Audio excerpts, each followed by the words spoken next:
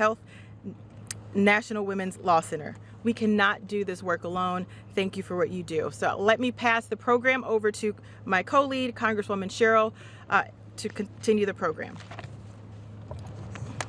Thank you so much. Wow. Well, it's truly an honor to be here today to continue the fight on behalf of women across the nation. You know, we're here today with a simple yet critical message. Women in America should not be on their deathbed to receive an abortion. This June, Donald Trump's handpicked Supreme Court again failed to protect women's health care.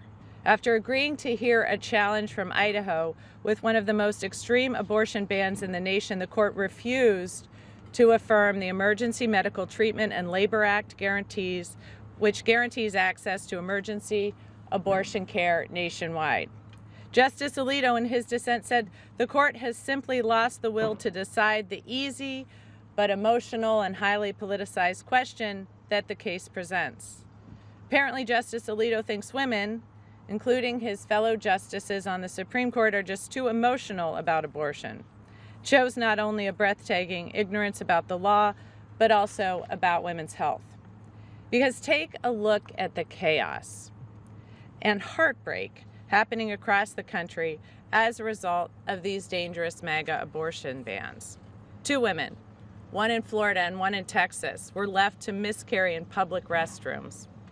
In Arkansas, a woman went into septic shock and her fetus died after an emergency room sent her home.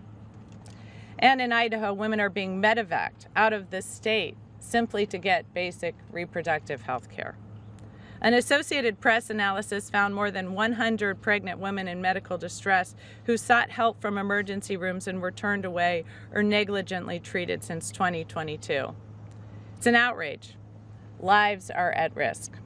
And despite clear federal law and additional guidance from the Biden administration, states across the country are refusing to treat pregnant women in emergencies and even threatening doctors with prison time for performing an emergency abortion.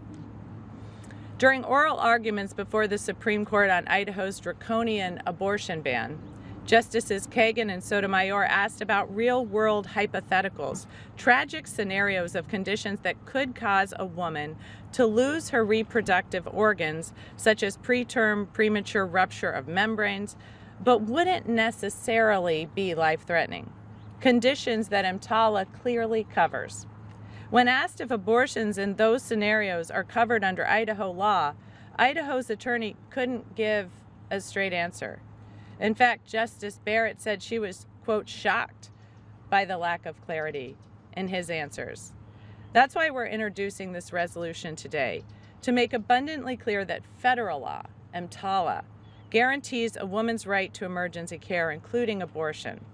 We must take action not only to protect women's lives, but also their health. And that House and Senate Democrats will not rest until we restore full abortion rights for women across the country.